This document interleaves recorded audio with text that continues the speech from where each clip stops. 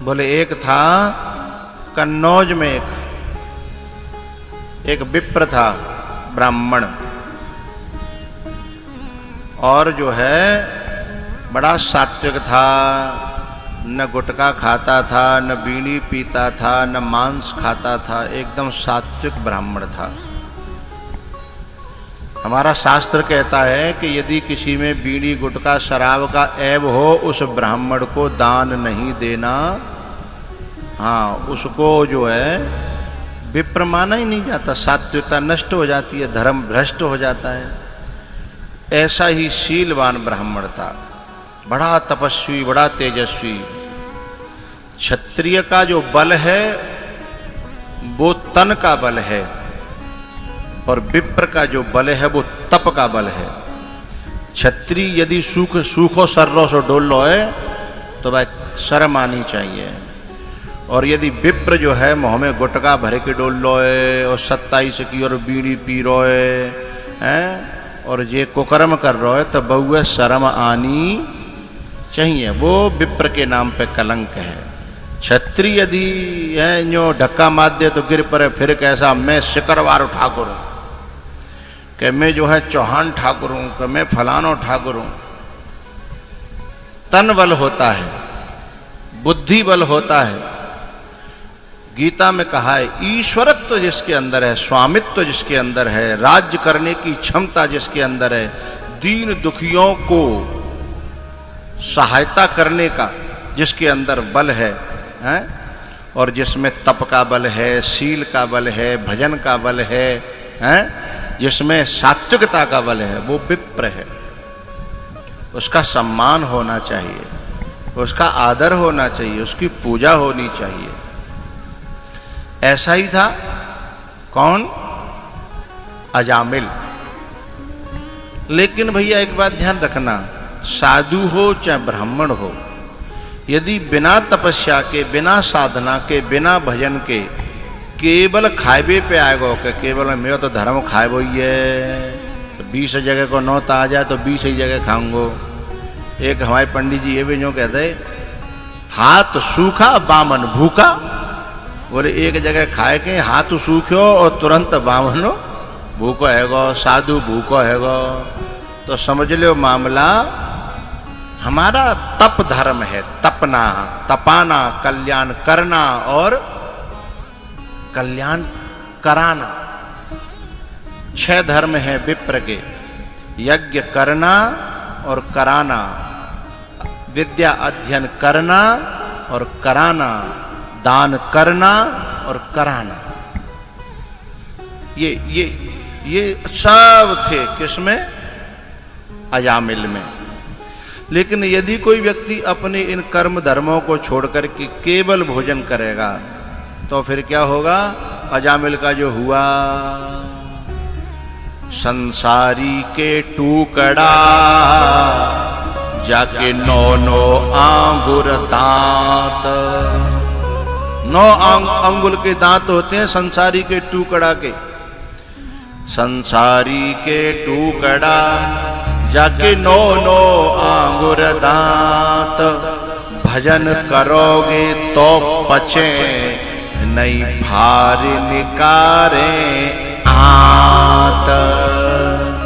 उसकी अंतड़ियां को फाड़ करके निकाल लेता है वो संसारी का टुकड़ा, क्योंकि उसने तो परमात्मा समझ करके दान दिया है, परमात्मा समझ करके। अब उसका तो पुण्य लग गया, लेकिन वह टुकड़ा खावे वाले को पचावे क्यों तो जो है भजन की क्षमता, जो त्रिकाल संध्या करता है, जो जनेऊ धारण करता है, जो शिखा धारण करता है, उसमें तप का बल बढ़ता है। और जे का भय अजामिल के जे जो है गलत अन्न को आहार करके, गलत अन्न को आहार करके बुद्धि भ्रष्ट हो गई। वाने के जा पंडिताई फंडिताई में कछु ना धर्यो हैं, सोई बाने बुरे कर्मन पे आएगो। और जब बुरे कर्मन पे आयो तो क्योंकि जब अपने आंचल को आंसुओं से भिगोती ही चली जाती है और जिंदगी यदि ढरकी, यदि रोई तो फिर रोती ही चली जाती है। एक बार ढार पे गिरो, भ्रष्टस्य का अन्यथा गति। शास्त्र के अलावा मैं बोलूंगा नहीं। भ्रष्टस्य का अन्यथा गति, जो एक बेर ऊपर से लुढ़क्यो तो कऊ पहाड़ पे थे कोई लड़का पत्थर देखियो पर रुका तो ना है भाई, आड़ कोई आड़ लगा भी कोशिश करो तो बापे तो उछाल मार के और नीचे जाएगा। बात समझ रहे हो? कोई पत्थर बीच में आयो रोके बारो तो बापे उछाल मार के और नीचे। भ्रष्टस्य का अन्यथा गति। अजामिल जो है ना, अरे राम, एक जो है देह का व्यापार करने वाली नारी को अपने घर में ब्याह करके ले आयो, न बाकी न्यू पतो के कहाँ की के कैसी के कोई, और वो घर में राख लई। लोगन ने कई बातें भैया समाज का कहेगो तो है तू ना समाज का खा भी दे जागो है का समाज का यूं है कि समाज जब काम नहीं आता यूं करके लोगों को उसने पागल बना दिया और बुरे कर्म पे उतरा। फिर उतरा तो यहां तक उतरा, फिर चोरी करने लगा, डकैती डालने लगा, अय्याशी करने लगा और बुरे बुरे खान पान करने लगा। लेकिन उसने पहले थोड़ा बहुत भजन किया था, और भगवान कभी किसी का उधार नहीं रखता। जब कभी कोई साधना करता है, भजन करता है, भगवान का नाम लेता है, तो भगवान उसको जिंदगी में मौका जरूर देता है। मौका। कान्य कुब्जे द्विजः कश्चित् दासी पतिरजामिलः। लेकिन अज में जब माया घेरती है, जब माया मिल जाती है, जब बुरे खान पान, बुरे स्वभाव, बुरे कर्म जब मिल जाते हैं, तो वही अज जो है बुराई से मिल करके जो बन जाता है वही है अजा। अरे बोलो तो करो भैया, अजा मिल है। फिर वो विप्र नहीं रहा, क्या बन गया? अजामिल बन गया। अब जब अजामिल बन गया तो लोगों ने साहब उसको अपेक्षा कर दी। लेकिन भगवान किसी का उद्धार नहीं रखता, इसलिए संतों को भेजा उसके यहाँ कल्याण करने के लिए। भगवान जब भी कृपा करता है तो उसके जीवन में संतों को भेज देता है। ये खराब हो गया।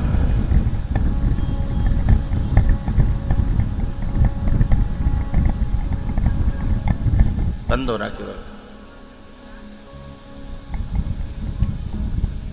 कम नहीं होगा। जे में राहो करो 4-6 कट्टे। तो ये शुरुआत में कैसा था?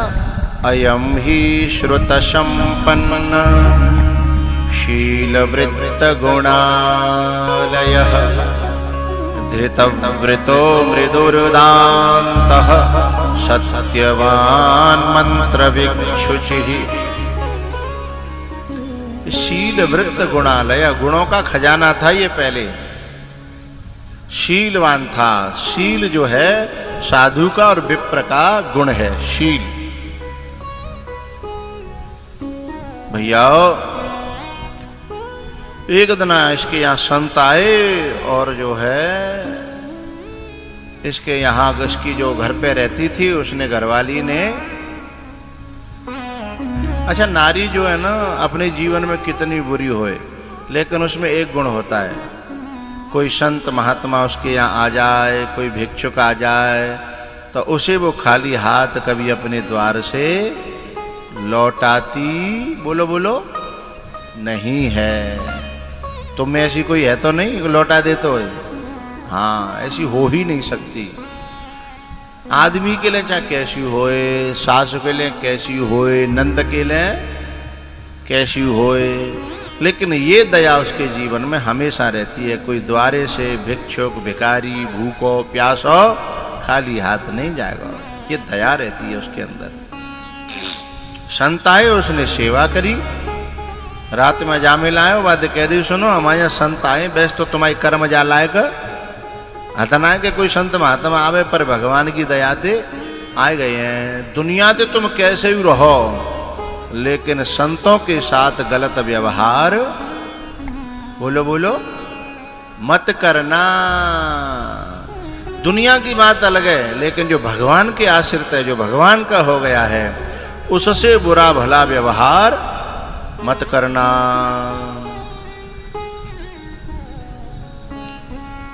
तो बोले ठीक है, नहीं करूंगी।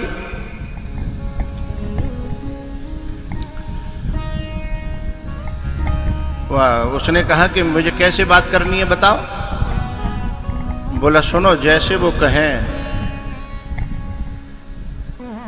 जैसे वो कहें उसमें जी हाँ करना है और वही काम करना है।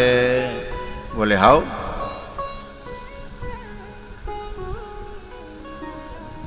सवेरे जब वो जाने लगे, बोले भैया जब संत विदा किया जाता है कुछ दक्षिणा दी जाती है, तो कह भी बारो तो अजामिल के तुम जिंदे जा रही हो, मुझ जैसे डके तक यहाँ थे और वो झोली झंडा कमंडा संग लेके जा रहे हो, बहुत बड़ी दक्षिणा मानो। जो कहवे ही जा रहे हो तब तक तबाने यूं करके कपड़ा कैसे दो। बोले भूल गए रात में क्या पढ़ाया था। बोले नहीं, कहाँ भूला, कहाँ कहते हो। हाँ महाराज बताओ क्या सेवा करूं, बताओ आपकी क्या सेवा हो।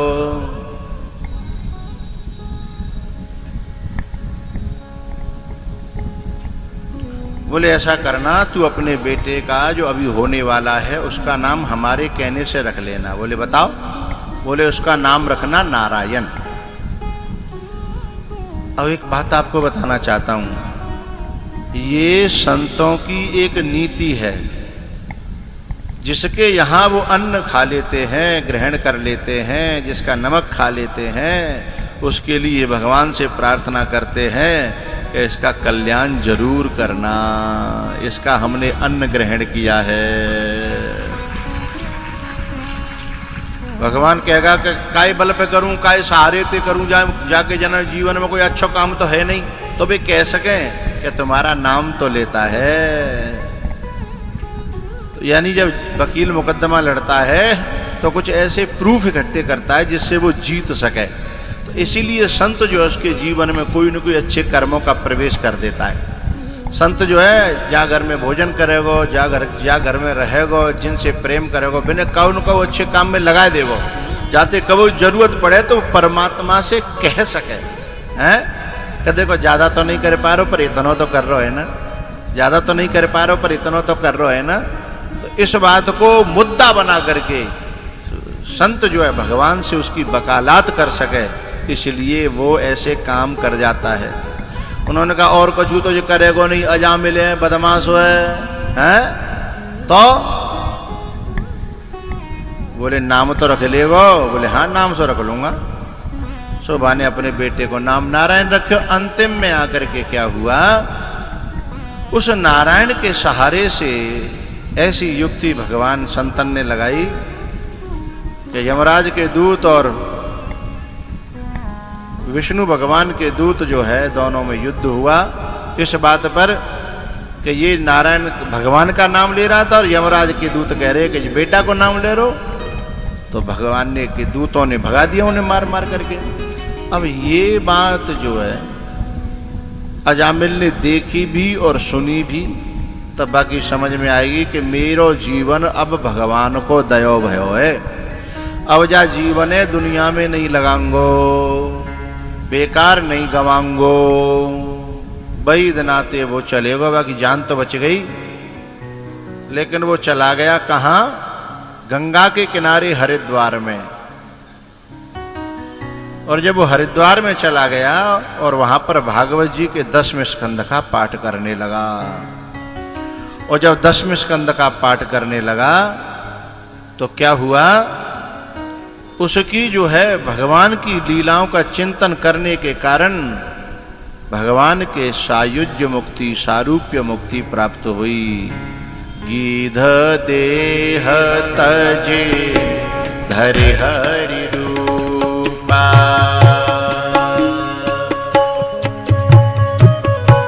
गीध देह तजे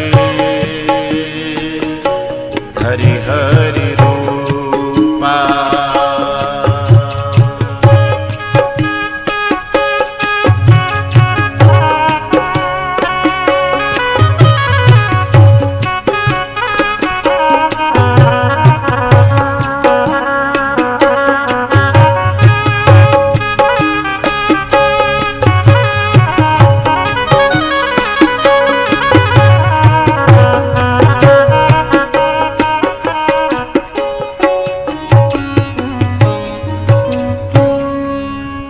इसके बाद में भैयाओ यहाँ एक बड़ा प्यारा श्लोक है इस अजामिल के प्रसंग में कि भगवान ने संतों ने भगवान से ये मुक्ति करा दी इसकी, काय को बल पाए के कि म्रियमाणो हरेर नाम गृणन पुत्रोपचारितम।